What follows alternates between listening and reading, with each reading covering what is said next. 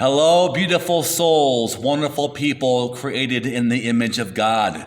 Welcome back to the official YouTube of Antioch United Methodist Church. Good to have you here. If you're ever anywhere near Springfield, Missouri, please join us in person. Watching online is great, but being here in person is much more wonderful. Join us at 8:30 or 11 a.m. at 3614 North State Highway H in Springfield. I promise you, you will be warmly welcomed and you will be inspired by the message and the music. If you can't be here in person, join us at Facebook Live at the same times. I am concluding my series, God Has More in Store in 2024. If you want to hear the entire series, go back on this channel to my video on New Year's Eve, December 31st, 2023, and then all the videos from January 2024. That's the whole series right here free for you. The message in this video is titled, The Lord Will Fight for You. You may be looking at a doctor's appointment or surgery or getting medical tests, lab work done, or you may have a relationship that is strained. Perhaps your marriage is not what it should be. You may have anxiety about bills coming in and wondering if you'll have the money to pay them. You may want to get out of debt this year, pay off a loan, get out of credit card debt. You may be overburdened or overwhelmed at work. Whatever it is, you're going to get through it. By the grace of God, you're going to get through it. In my last video for January 21st, I looked at a story in Exodus chapter 13. Let's look at Exodus chapter 14, the sequel. In Exodus 14, verse 5, it says that when the king of Egypt was told that the people had fled, Pharaoh and his officials changed their minds about them. They said, "What have we done? We have let the Israelites go and have lost their services," meaning free slave labor. So he had his chariot made ready and took his army with him. Verse 10, as Pharaoh approached, the Israelites looked up, and there was the Egyptians marching after them. They were terrified and cried out to God. And they said to Moses, "What, was it because there were no graves in Egypt that you brought us here to the desert to die? What have you done to us by bringing us out of Egypt? Didn't we say to you in Egypt, 'Leave us alone and let us serve the Egyptians'? It would have been better for us to serve the Egyptians than to die in the desert." Now, I'm going to read on in the 14th chapter of Exodus, but let's pause right here because this brings up an important point about life. You know, sometimes we would rather go back, live in the past with nostalgia, and simply remember the good old days instead of looking forward. Especially if you've lived more years than you have left to live. I know the Apostle Paul said that we should be forgetting what is behind and straining towards what is ahead and press on. And many of us are anxious and excited about certain things happening and looking forward to things in 2024. But there are others of us that look at the future and it looks scary. It looks bleak. You see, not all of us are looking forward to something. Not all of us have wonderful things in our minds, our imagination coming up. Some of us look ahead and things look bleak and kind of hopeless. When all you see is wrinkles and body aches getting worse and filling prescription medications, sometimes nostalgia, sometimes looking back seems more desirable and comforting than looking forward and moving forward. Does that make sense? Especially if this is true if you've lived more years than you have left to live. I get it. But whether you're 8 or 18 or 80, you have to trust that God has more in store for you. More enjoyable moments, more sunsets, more strolls down the sidewalk, more fun, more laughter, more good times. My uncle turned 92 last week. I called him, and he did not complain whatsoever. Even with his wife deceased last year, he was at peace. He sounded happy. So your future doesn't have to be doom and gloom.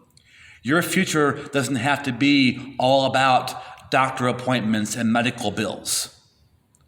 There might be some of that, but your future does not have to be filled with all that.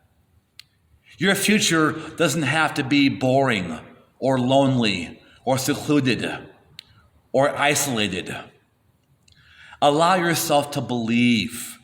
Allow yourself to feel that you have fun days ahead. You have laughter ahead.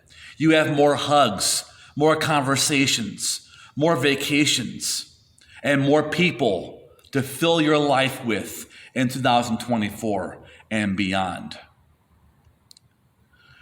But in Exodus 14, the Israelites could not see anything good up ahead. All they saw was the sea, the vast sea. They couldn't see beyond the sea. They couldn't see anything good coming up. And they needed Moses to encourage them. Verse 13, Moses answered the people, "Do not be afraid. Stand firm, and you will see the deliverance the Lord will bring you today. The Egyptians that you see today, you will never see again. The Lord will fight for you. You need only to be still." And that's hard to do when you're worried about something. When you're worried, anxious, panicky, you get fidgety, you get antsy. You want to get up and do things. But the Lord will fight for you. That's guaranteed.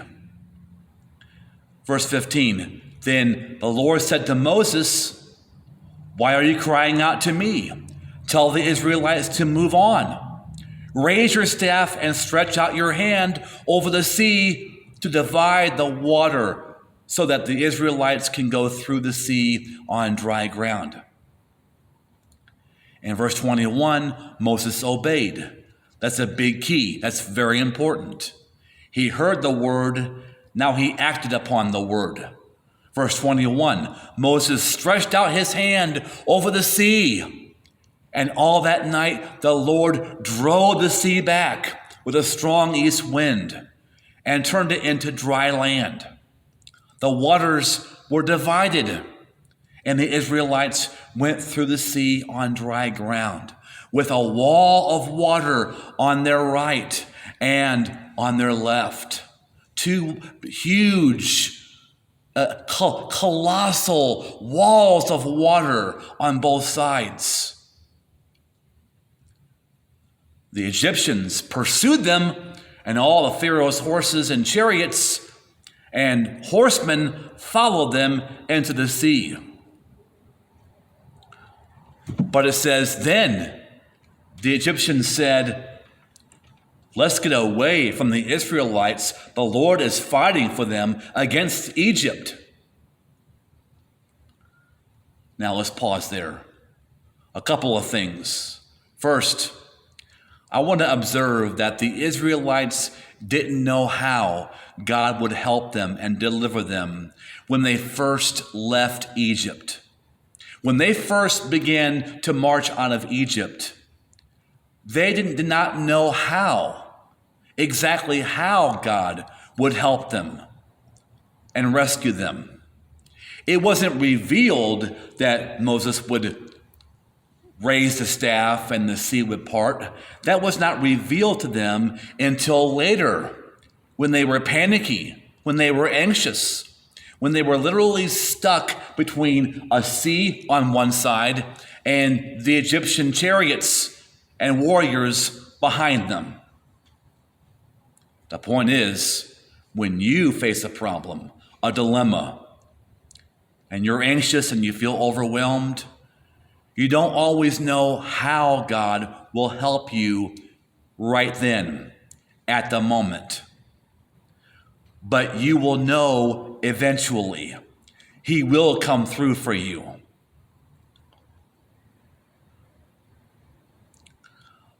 Another observation, and this is very important. Notice that God didn't remove the problem. Notice that God didn't remove the sea. What did he do? He parted it. And he made a way for his people to get through the problem. Remember that the next time you pray for a problem to go away and it does not go away and you're wondering why. Too often, contemporary Christian songs make it sound like if you pray, God will take away the problem. You know, way maker, promise keeper, pain taker. That's what you are. Sometimes yes, sometimes no.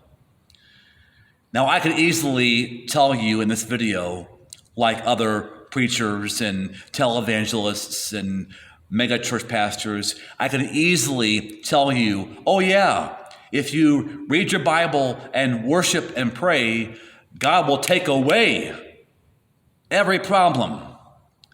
But that's not biblical. That's not reality. What is reality? What is biblical? God did not remove the Israelites' problem. He divided the sea. He made a way for them to go through it, not avoid it. God doesn't always take away the problem. That's reality. That's the Bible. Throughout the Bible, God didn't always remove the lion's den or remove the fiery furnace or put out the flames of the fiery furnace or remove Goliath, the giant that young David faces. When it comes to your problems, sometimes God removes it. True. But sometimes he gets you through it. Sometimes God removes it, and sometimes he gets you through it. Say it with me. Sometimes God removes it, and sometimes he gets me through it. That's reality. That's what you won't always hear from certain mega church pastors and televangelists and those that want to sell you something. You know, just pray and God will take away the problem. Again, sometimes yes, sometimes no. Just pray and fast and send your money in and God will take away your problem. No, that's not how it works. I could easily lie and gaslight and tell you what I think you want to hear, but that's not reality. I think because you're watching this, you deserve reality and Bible truth. God didn't bring Jesus down off the cross. God didn't remove John the Baptist from his prison. The Apostle Paul died while he was in prison or house arrest. In the book of Acts, the Apostle Peter was delivered from imprisonment. He was delivered from King Herod executing him. The Apostle James, the day before, not so much. So let's get a reality check on the Bible and your life and my life. Sometimes he removes it, and sometimes he gets you through it. You may feel overwhelmed at work, but by the grace of God, you're going to get through it. You may have a doctor's appointment or lab work coming up, but by the grace of God, you're going to come through it. You may have gone through a breakup or the ending of a friendship, but by the grace of God, you're going to get through it. You may have a physical pain or emotional pain that hasn't gone away, but by the grace of God, you're going to get through it. If you pray and ask God to remove a problem, and that problem is not removed, then it's time to say, okay, now what, Lord? What should I do? God didn't tell Moses, keep asking me, keep praying. That isn't the answer. I know lots of people of faith who are as full of faith as I am or you. And they have prayed about something. And that something has not gone away or did not go away. That isn't the answer. In fact, in the story, God said to Moses, why are you all still crying out to me? What verse is that? In verse 15, the Lord said to Moses, why are you crying out to me? You would think, as most Christians say, and most pastors say, well, the answer is keep praying, keep praying, keep praying. The Bible does not actually say that. And right there, God said to Moses, why are you crying out to me? Tell the Israelites to do what? Keep on praying? No, to move on. He told Moses to do something. Raise your staff. And Moses obeyed. Moses did not keep crying out to God. He obeyed the Lord. That's why obedience is a key. Say it with me. Obedience is a key. Not the only key, but a key to success and getting through problems and resolving issues in your life. So when you pray about something and that something does not go away, then it's time to say, okay, what should I do? It's time to do something. God told the Israelites to do something, not keep praying, to do something. Obey whatever it is that you need to do. If you want to lose weight, if you want to resolve your marriage issue, if you want to pay down your credit cards, you can get through it if you pray and do something. Remember, Christ himself said, ask, but then seek and knock. Not just ask, but take action. So in Exodus 14, what happened? Verse 29. The Israelites went through the sea on dry ground. They couldn't avoid or go around the problem, had to go through it. And they went through it with a wall of water on their right and on their left. And that day, the Lord saved Israel from the hands of the Egyptians. And Israel saw the Egyptians lying dead on the shore. They tried to pursue the Israelites. The water came down, crashing upon them. And they were no more. Verse 31, and when the Israelites saw the mighty hand of the Lord displayed against the Egyptians, the people feared the Lord, which means a deep reverence and awe of the Lord, and put their trust in him and in Moses, his servant. Now think about in your life the one thing that worries you, that bothers you, that keeps you up at night. Whatever it is, what Moses told the Israelites, God says to you right now in this video. Do not be afraid, stand firm, and you too will see the deliverance the Lord will bring you. You're going to see God bring you through it. The Lord will fight for you. You need only be still. Thank you for watching. If you enjoyed this, please give a like to this video, leave a comment down below or a prayer request, and subscribe to this channel. and I'll be back here next Thursday or Friday to give you next Sunday's February 2024's new message. Until then, God bless.